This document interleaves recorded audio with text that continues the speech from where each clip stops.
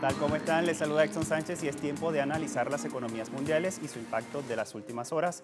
Vamos a hacerlo a través de nuestros titulares principales.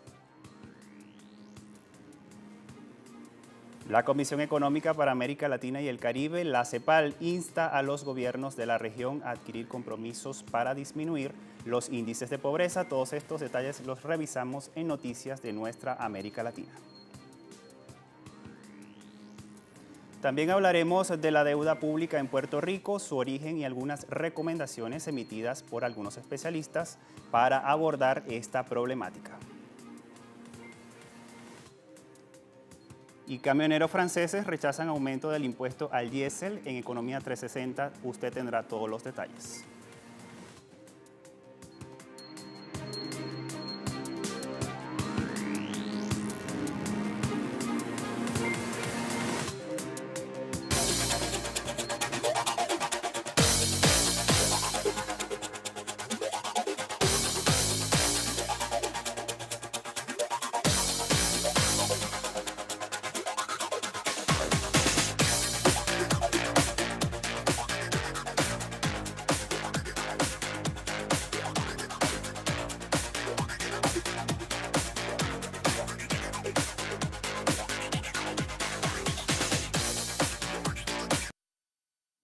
Para América Latina y el Caribe, la CEPAL, a través de su secretaria Alicia Bárcenas, llamó a los gobiernos de la región a comprometerse con un acto social para disminuir el índice de pobreza. Los detalles a continuación.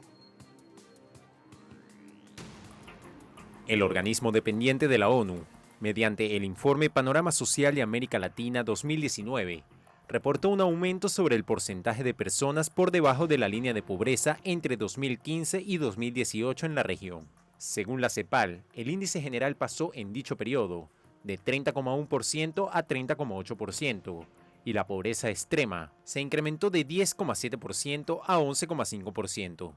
Asimismo, casi el 77% de la población latinoamericana pertenece a los estratos de ingresos bajos y medio bajos, mientras que sectores de ingresos altos solo representan el 3%. Entre los años 2002 y 2017, se reporta un aumento en la clase media, pero la CEPAL sostiene que el sector enfrenta notables carencias y vulnerabilidades. De las 185 millones de personas que se encontraron bajo el umbral de pobreza en 2018, 66 millones vivían en la miseria. La CEPAL prevé que al cierre de 2019, se sumarán otras 6 millones de personas a la pobreza general. Los más afectados por la pobreza en la región son los niños, adolescentes, mujeres, indígenas y afrodescendientes, habitantes de zonas rurales y desempleados. En Honduras, un informe de la Dirección General de Crédito Público revela que para el venidero 2020, el gobierno del presidente Juan Orlando Hernández deberá pagar 1.237.4 millones de dólares en deudas. La secretaria de Finanzas, Rocío Tábora, precisó que 733 millones de dólares son en deuda externa y su mayor parte se debe a los vencimientos de los primeros bonos soberanos de 500 millones de dólares emitidos en diciembre de 2013. A su vez, 233 millones corresponden en vencimientos de organismos financieros multilaterales y bilaterales, mientras que otros 504 millones de dólares representan o corresponden a la deuda pública. La secretaria notificó que para cubrir los compromisos de estas deudas, lo antes posible deben emitir otro bono de 700 millones de dólares, los cuales 300 de ellos se utilizarán exclusivamente para tratar de descender la deuda con acreedores internos y también externos.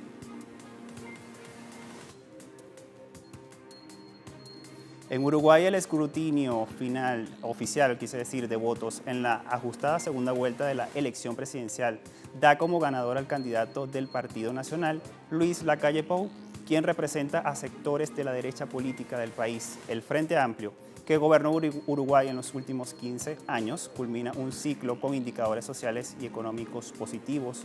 En medio del retorno de la derecha al poder ejecutivo, habría que preguntarse si el nuevo gobierno será capaz de mantener la misma dinámica de inclusión. Con el 75% del conteo oficial y una tendencia irreversible, el candidato Luis Lacalle Pou ha obtenido la victoria en la elección presidencial. El aspirante del Frente Amplio, Daniel Martínez, a través de las redes sociales reconoció el resultado y saludó al presidente electo. Desde 2005, el país suramericano es conducido por miembros del Partido del Frente Amplio, quienes dejan un legado positivo en la gestión social y económica. Por ejemplo, en materia habitacional entre los años 2015 y 2017, se construyeron de 23.500 viviendas nuevas, bajo un enfoque de edificación de calidad. En salud, los gobiernos del Frente Amplio llevaron adelante una reforma estructural del sistema. Para ello crearon el Sistema Nacional Integrado de Salud, que ofrece cobertura y acceso universal a la población. Asimismo, desde 2004 Uruguay registra una caída de la tasa de mortalidad infantil y del embarazo adolescente. En medio de la crisis regional e internacional, Uruguay pudo en los últimos 15 años obtener un crecimiento económico de forma ininterrumpida. El país también logró mantener aumentos salariales por encima de la inflación y se bajó la pobreza rural de 16% a 2,1% entre 2006 y 2016. En educación, se incrementaron los recursos públicos destinados al sector, pasando del 3,2% del Producto Interno Bruto en 2004 al 4,8% hasta 2013. Cuba cuenta con un alto potencial para incrementar su producción petrolera en 24 bloques de su zona económica exclusiva. El gerente de inversión extranjera, Juan Barrizonte, explicó que la isla atrae cada año cerca de 3 millones de toneladas de crudo y otro millón equivalente de gas. El vocero subrayó que pese al bloqueo impuesto por Estados Unidos, se encuentran firmados 12 contratos con compañías de diversos países en materia de hidrocarburos. La zona económica exclusiva tiene un enorme potencial y estiman que contengan más de 10 millones de barriles de crudo de buena calidad para extraer.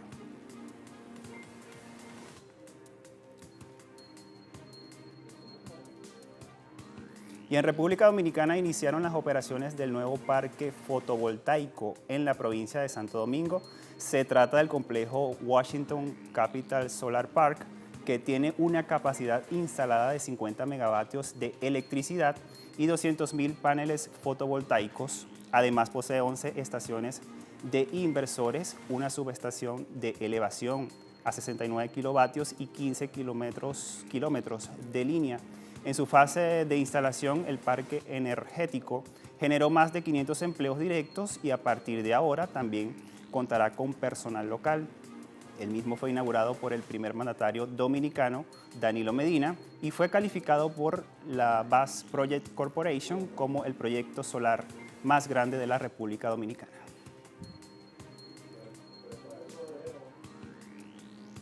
Al regreso de esta pausa estaremos analizando la deuda pública en Puerto Rico. No se aparte, que todos los detalles los tendrá al regreso de esta pausa.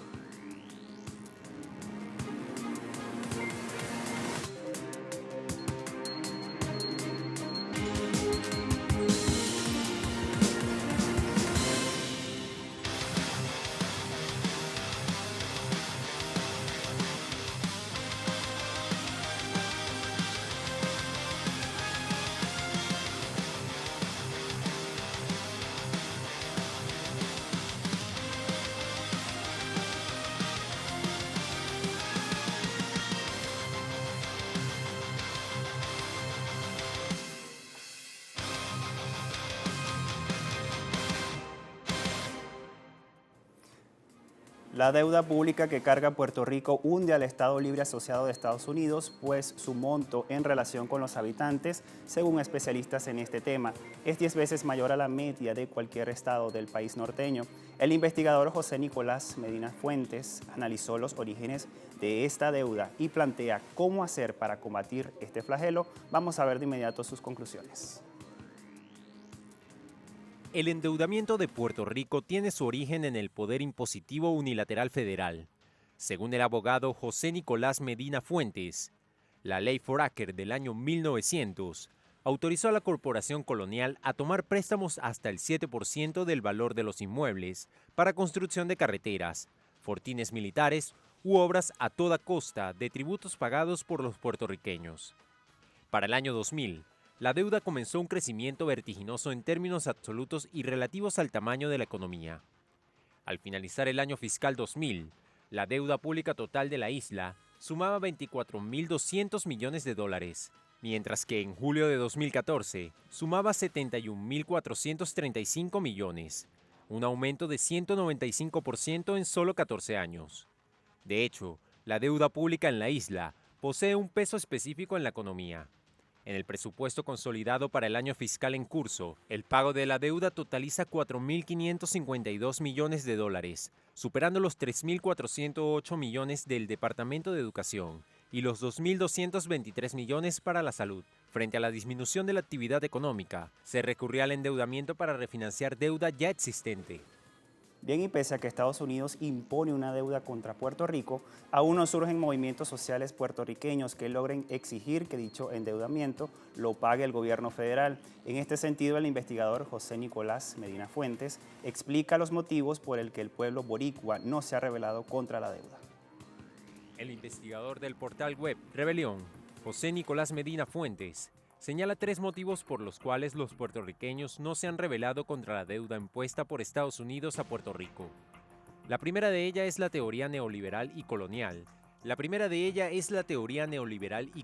Sobre la deuda, que ha difundido la falsedad que la causa de la deuda ha sido la corrupción criolla y que dicho endeudamiento tiene que pagarse por la población colonizada. En ese sentido, en el 2015, el exgobernador García Padilla decía que se oponía a una junta de control federal, y en el verano de ese mismo año, ya el territorio estaba al borde del impago, y de pronto Padilla fue a Washington y cambió de postura. Poco después, los senadores federales en las visitas públicas a la isla utilizaron la ausencia de los estados financieros del 2014 para alegar falta de transparencia y corrupción criolla como causantes de la deuda impagable para imponer la sindicatura y el pago a la menguada nación colonizada que habita Puerto Rico. Palabras que fueron recogidas en la exposición de motivos de la ley promesa. El segundo motivo, según Medina Fuentes, es que algunos sectores malenfocaron los medios y en la práctica hicieron coro con la potencia colonial y los acreedores. En ese contexto de crisis de deuda, un sector comenzó a plantear una teoría reformista de la deuda, que ha planteado que existen porciones de deuda ilegítima y otras ilegítimas cuya responsabilidad última corresponde a la nación puertorriqueña. Y el tercer motivo es la fragmentación y estancamiento del movimiento patriótico. En esa línea, Medina Fuentes señala que dicha fragmentación y debilidad del patriotismo ha impedido la creación de instituciones adecuadas y necesarias. Asimismo, ha permitido que la teoría anticolonial sobre la deuda se haya difundido como corresponde. Ha evitado que la dirección de la lucha contra la deuda odiosa la haya dirigido el independentismo. Y frente al difícil escenario del endeudamiento colonial de Puerto Rico, los planes neoliberales y sus consecuencias, el investigador y abogado hace las siguientes recomendaciones. Continuar estudios de economistas políticos e intelectuales en diversas disciplinas para construir ideas renovadas e ilustrar con estadísticas y gráficas cómo acontece el proceso de explotación del enclave colonial. También se propone fortalecer un polo o frente unitario patriótico al que se sumen movimientos sociales para expandir la teoría anticolonial y responsabilidad federal sobre la deuda. Crear también institutos sobre la deuda colonial en Puerto Rico con infraestructura y recursos económicos suficientes. Profesionalizar la publicidad y educación popular sobre la doctrina de la deuda y la responsabilidad federal por todos los medios éticos posibles. El vocero incluye en su lista la realización de una asamblea constituyente de la nación puertorriqueña conformada por isleños y diaspóricos, convocada pacíficamente desde la sociedad civil.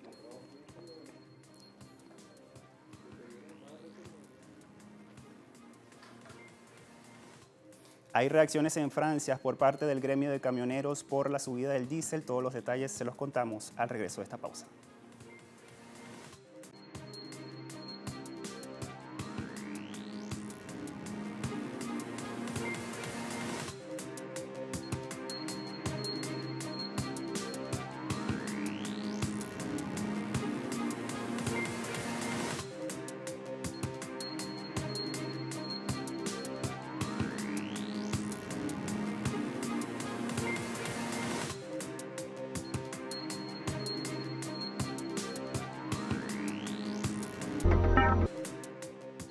Decenas de camioneros franceses bloquearon parcialmente este jueves una carretera en la frontera con Bélgica para expresar su rechazo al aumento de 2 centavos en el impuesto al diésel. Los bloqueos fueron promovidos por organizaciones profesionales del transporte, como lo son la Federación Nacional de Transportistas por Carretera y la Organización de Transportistas por Carreteras Europeos. Sebastián Rivera, secretario general de una de estas organizaciones regionales, dijo que el aumento representa entre 600 y 700 euros por año por vehículo, lo cual a su juicio es insoportable para las empresas que ya tienen márgenes de ganancias muy bajos. Asimismo, lamentó que las empresas francesas sean las únicas que contribuyan a la financiación de las infraestructuras del país. El sector transporte ya contribuye en gran medida a la financiación de la infraestructura con más de 7.000 millones de euros por año. Sin embargo, el gobierno sostiene que este incremento de impuestos representaría 140 millones de euros en un año completo y sus ganancias deberían asignarse a la Agencia de Financiación de Infraestructuras de Transportes de Francia. Según el informe del Banco Europeo de Inversiones, las empresas europeas se encuentran pesimistas sobre las perspectivas económicas. Entre las conclusiones, que la inversión en infraestructura se estancó 1.6% del Producto Interno Bruto de la Unión Europea, la más baja en 15 años. De cara a 2020, Europa no está cosechando beneficios de la transformación digital, por lo cual el número de empresas que planea reducir la inversión aumentó por primera vez en 4 años. A propósito de estos resultados, directivos del Departamento Económico del órgano financiero estimaron que se debe empezar a acelerar las inversiones para explorar plenamente los beneficios de la revolución digital y así alcanzar nuevos objetivos climáticos para construir la cohesión social en toda Europa. Geng Shuang, portavoz del Ministerio de Relaciones Exteriores de China, dijo que su país y la Unión Europea son dos de las principales economías y fuerzas estabilizadoras del mundo. En este sentido, señaló que Beijing y el bloque comunitario deben mantener la apertura y la inclusión para lograr una mayor estabilidad en el mundo. China y la Unión Europea son dos de las principales economías y fuerzas estabilizadoras del mundo. En la situación actual, mantener la apertura y la inclusión entre sí y expandir continuamente la cooperación no solo redunda en interés de ambas partes, sino que también ayuda a lograr una mayor estabilidad y energía positiva para el mundo.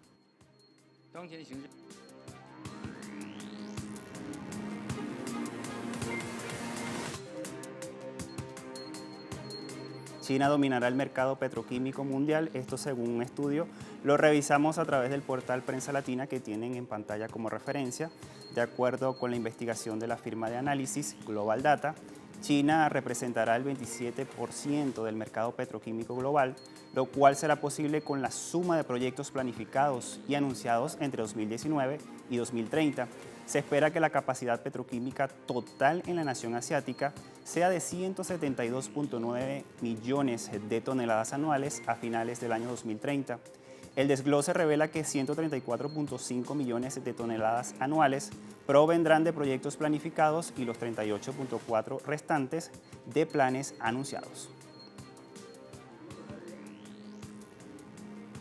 La porción minorista de la salida a la bolsa de Saudi Aramco ha sido sobresuscrita con peticiones que alcanzaron los 10.200 millones de dólares en la operación pública de venta de acciones que concluye a la medianoche de este jueves. Samba Capital, empresa que actúa de gestor principal en el proceso, informó que al mediodía de este jueves un total de 4.172.815 suscriptores se han hecho con las acciones de Aramco. Los suscriptores individuales pueden adquirir 0.5% de acciones de un total de 1.5% que ofertará Aramco también a inversores institucionales. La oferta pública de venta de acciones de Aramco es la más grande de la historia y con ella la empresa petrolera estatal saudí busca recaudar 25.600 millones de dólares.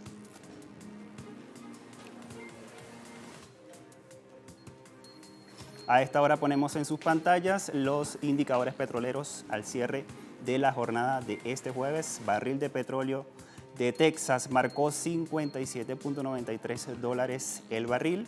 perdió 0.29%, barril de Brent de referencia en Europa se ubica en 62.98 y perdió 0.08%. El crudo venezolano se ubica en 352.90 yuanes y tiene una baja de 4.5 yuanes al cierre de la semana pasada. Con estos indicadores ponemos punto final. Recuerde que los comentarios y sugerencias usted puede hacérnoslos llegar a través de impactoeconómico@telesurtv.net y síganos en nuestras redes sociales. A todos muchas gracias. Hasta la próxima.